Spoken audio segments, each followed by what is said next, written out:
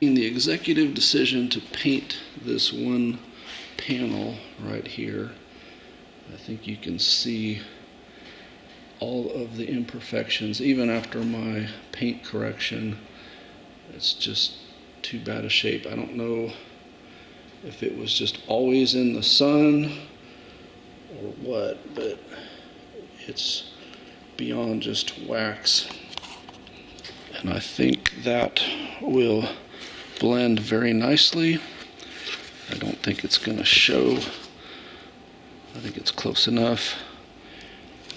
So it's actually Rust-Oleum silver instead of buying an expensive Nissan paint. First step is to mask the area, and thanks to video, you can do it very magically like this. Poof. So much better when you're doing this on video than in person, because I didn't have to mask anything. Next, I'm going to sand this down. I want to go as mild as possible to get a smooth surface. So I'm going to start with 1,000, see what that's doing. I may have to go down as low as a 400 grit to get this smooth, but again, I want to go highest grit that I can make work to get all this roughness and imperfection off. And again, I'm going to do that off camera because it's boring to watch somebody sanding. So with the magic of video, if I go like this, after sanding, I used a 600, that's what it took. The main thing is how it feels. It's not how it looks. So the fact that we've gone through to probably the primer there and so forth doesn't matter. As long as it's smooth when you paint it, the stuff won't show. And then you want to clean it with alcohol or paint prep, or lacquer thinner or something that will get all the grease off. And then also a tack rag, which is basically a sticky rag to get dust off. You can also use the back side of the painter's tape and kind of run across it if you don't have any tack rags handy. But I can't stress this enough. The prep is 90% of making this work. If you skimp on the prep, you'll regret it later. So if there's any parts that feel rough, those are going to show up in your final product, and you're going to wish you'd have sanded more. And then I've heard if you call out to 2 YouTubers that comment on a lot of your videos, the car will mask itself. So here we go.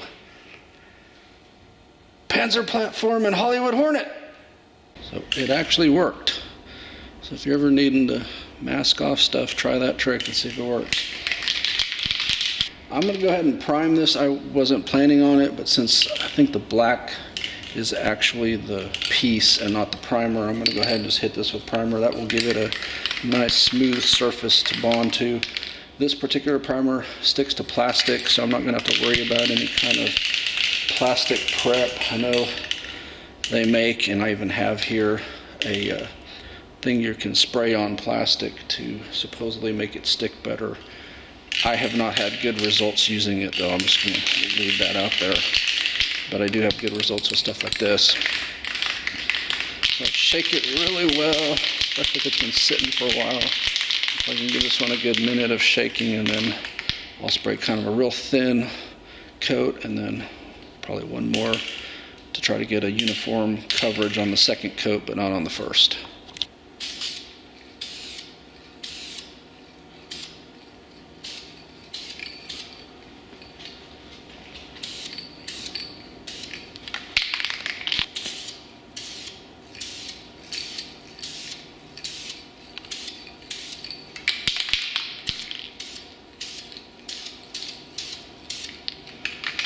I'm going to let that dry for a good probably 10 minutes. It's a little cooler in here than normal. It's 69 degrees right now, it says. So this should dry. Like I said, I'll give it a good 10 minutes just to be safe.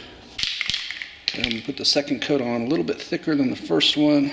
I'm going to hope that it dries without needing any sanding. It's generally preferable to not have to sand between the primer and the paint.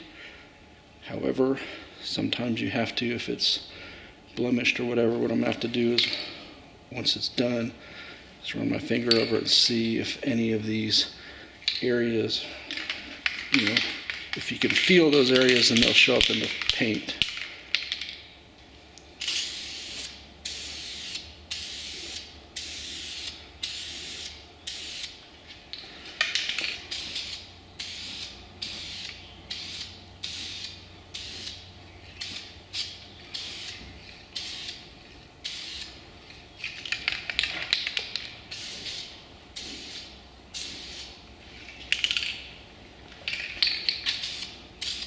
I'll let that dry for quite a while because I'm hoping that's my last coat, and you really want to make sure the primer dries before you put the paint on it.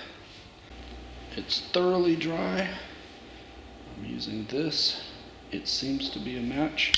Let's see if it works once it's actually on the car.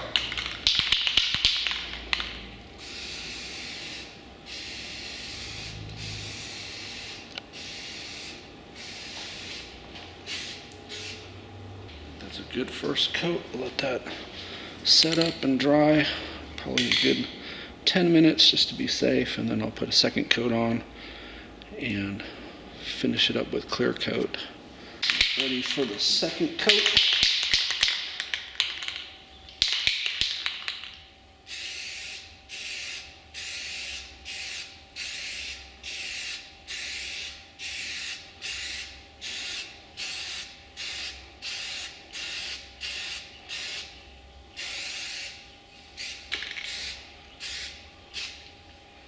And I think that's going to dry real nice. It looks like it's smooth.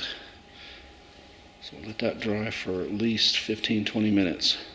Clear I'm using, it mixes 4-to-1. So you just pour to the line that you're using. I'm just using number 1 here, and I'll pour the activator in. And once I do, the clock starts ticking. You got to start spraying it, or it'll activate in the cup, and then it won't work.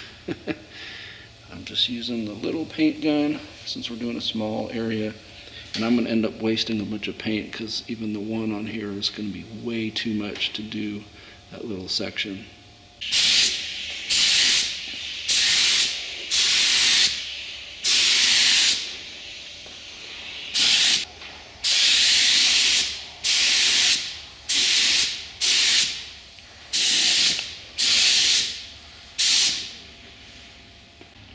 I like to get the masking off as quick as possible so that you don't risk peeling up any of the edges.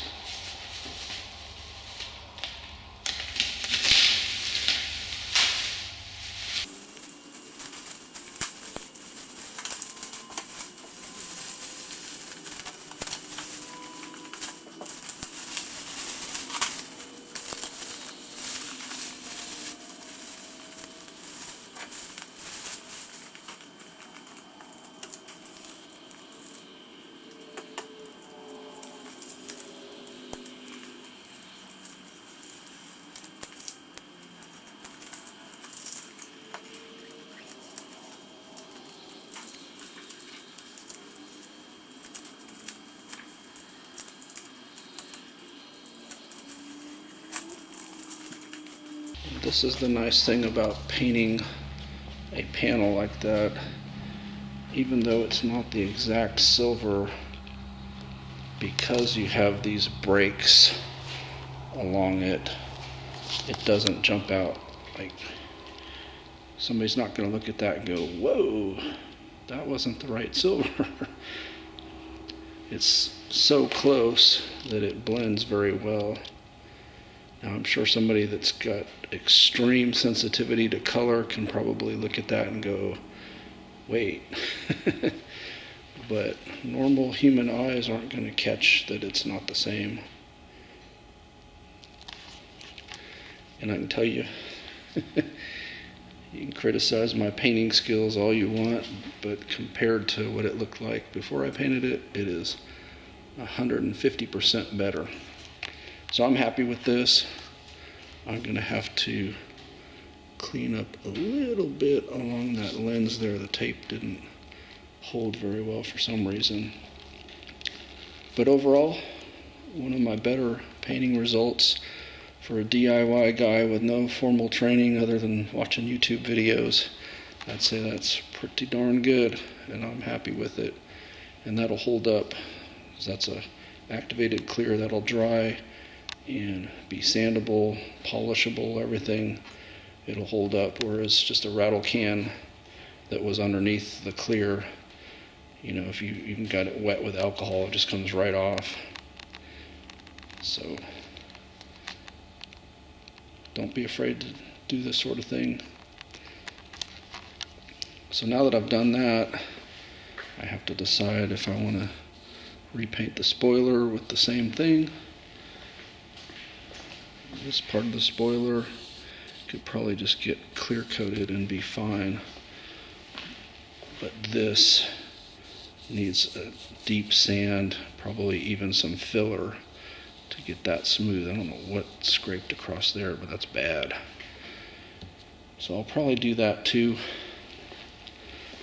The mirrors can probably use just the rattle can and then the clear on top. That might need a little bit of filling right there. And I'm thinking this can just get a little light sand and clear, and just do clear on the whole roof. And I think it'll look like a brand new paint job, because I don't think the silver underneath has been affected yet. I think this is just the clear coming up. But I think you can see that it definitely needs something.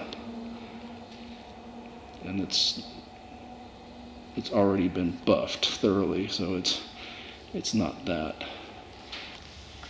You can probably really see it right there. Pretty sure this is the base coat underneath that's getting that darkened look. So pretty much from here all the way across, the clear is bad. And then there's a spot right in there that's really bad. The rest of it, just the buffing fixed. But for whatever reason, that one spot right there, and then all of this, and I'm assuming this is just sunlight coming in. Maybe it was parked under something where the sun could hit it just right on this area here, or they were just really negligent in not waxing this. It's not as bad as the passenger one. It could probably use a little clear or just be left. It's kind of borderline.